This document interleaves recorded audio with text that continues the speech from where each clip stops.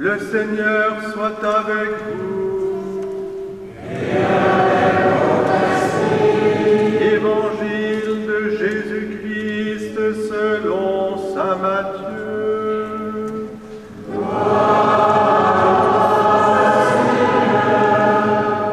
Au chapitre 15e, Femme, grande est ta foi. En ce temps-là, partant de Génézareth, Jésus se retira dans la région de Tyr et de Sidon. Voici qu'une Cananéenne, venue de ces territoires, disait en criant « Prends pitié de moi, Seigneur, fils de David. Ma fille est tourmentée par un démon. » Mais il ne lui répondit pas un mot.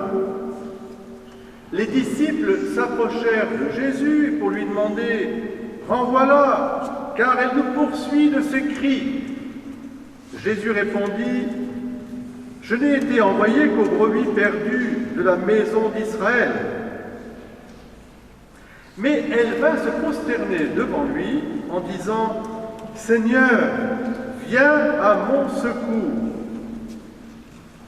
Il répondit « Il n'est pas bien de prendre le pain des enfants et de le jeter aux petits chiens. » Elle reprit « Oui, Seigneur, mais justement les petits chiens mangent les miettes qui tombent de la table de leur maître. » Jésus répondit « Femme, grande est ta foi, que tout se passe pour toi comme tu le veux. » Et à l'heure même, sa fille fut guérie.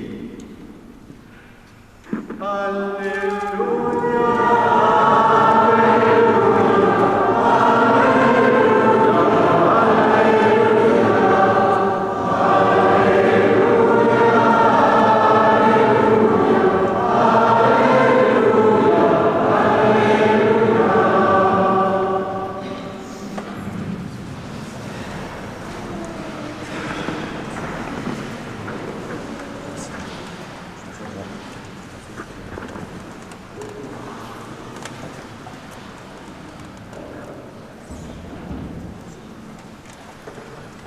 Bon dimanche à tous, chers frères et sœurs, et puis ma pensée d'abord pour tous les Bernards. Il y en a un parmi nous, c'est leur fête aujourd'hui, les nanars. Et j'en ai un aussi, et Daniel, vous transmettrez à votre chère Marie toute ma prière et notre prière à tous.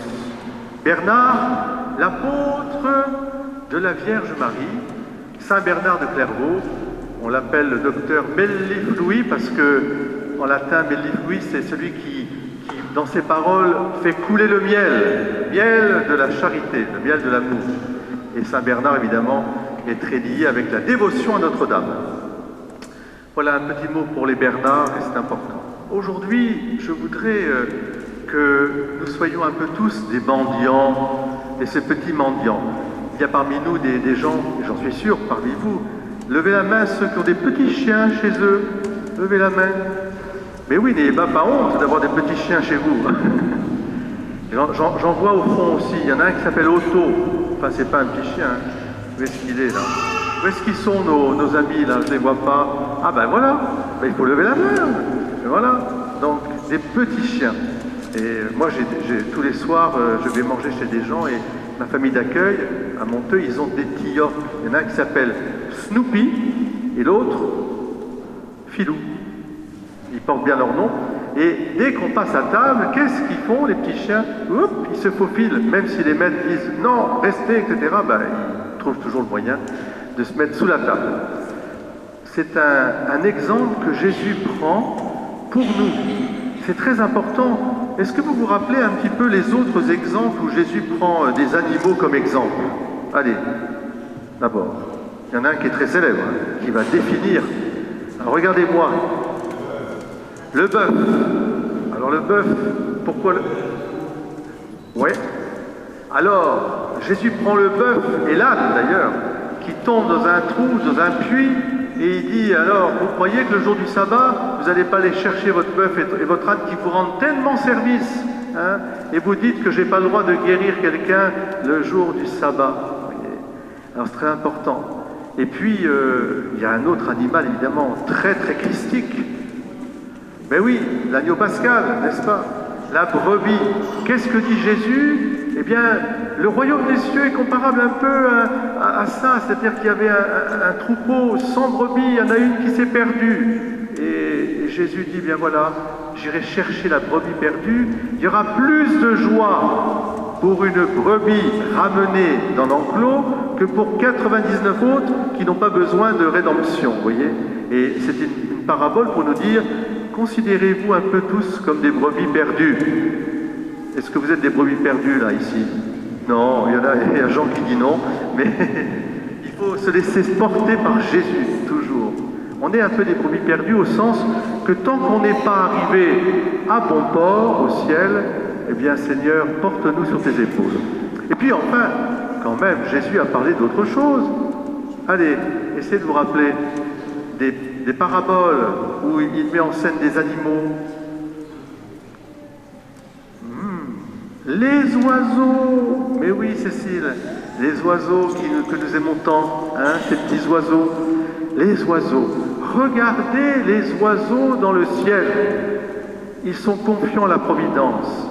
Dieu leur donne la nourriture, vous voyez. Eh bien vous, encore plus, vous devez être confiants dans la providence. Dieu n'abandonnera pas ses enfants. Donc c'est très important, au fond, ce bestiaire qu'il y a dans la Bible et dans l'Évangile en particulier. D'abord, c'est pour nous rappeler que Dieu a créé le monde dans sa totalité et il a mis l'homme au milieu aussi de cette terre, mais pour transfigurer tout cela est bon et très bon, et tout cela est appelé à la rédemption. Et c'est pour nous dire aussi que si les petits chiens, comme dit la Cananéenne avec sa foi, mangent les miettes, alors Jésus dit, bien, femme, ta foi est forte, qu'il soit fait selon ce que tu veux. Chaque jour, nous pouvons venir dans notre journée comme des petits chiens, c'est-à-dire comme des petits pauvres qui ont besoin de demander la manne, quelque chose, quelque peu de choses, la petite miette d'amour. Tous nous voulons aimer et être aimés. Tous nous avons besoin de cette grâce de Dieu qui vient soulever le quotidien de nos vies. Pour cela, il faut avoir cette audace.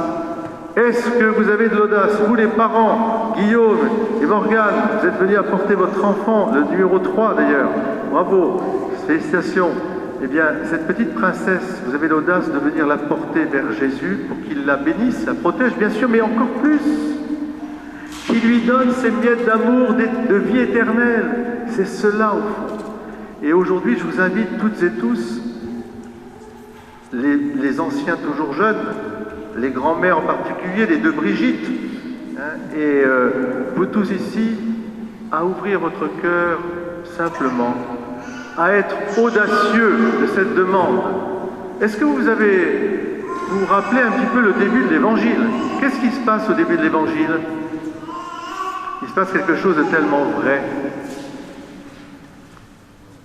Ben, qu'est-ce qui se passe? La Cananéenne, elle supplie, elle crie. Et qu'est-ce que disent les hommes? Les disciples? Ben oui, renvoie-la, elle nous importune. Mais c'est tellement vrai. Et au fond, ce que femme veut, Dieu veut. Enfin, je ne sais pas si Dieu sait ce que veut une femme, mais en tout cas, Dieu veut. Et c'est ça qui est formidable. Et moi, je dis que justement, c'est ça la beauté de cette création. C'est que à la femme a été aussi donnée cette persévérance dans l'amour. Et elle croit au-delà de tout ce qu'on peut croire. Et elle ne se rebute pas. Elle ne se rebute pas. Et même s'il y a des hommes qui lui disent « dégage », eh bien elle revient. Jusqu'à ce qu'elle ait obtenu. Et Jésus s'adresse d'ailleurs aux disciples. Il ne s'adresse pas d'abord à la femme. Oui, je suis venu pour les brebis d'Israël. Il n'est pas bon de jeter au chien le pain. Mais elle prend un rebond, si je puis dire. Au rebond même, elle reprend et elle va inscrire le panier qui qui va avoir gain de cause. Oui, mais les petits chiens, Seigneur, ils mangent les miettes sous la table. Je te demande que des miettes. Eh bien, en ce dimanche 20 août, en cette fête de Saint-Bernard, le 20 août, eh bien, nous pouvons aussi nous être des mendiants d'amour, comme la Vierge Marie a su l'être tout au long de sa vie, en chantant son Magnificat. Le Seigneur fit pour moi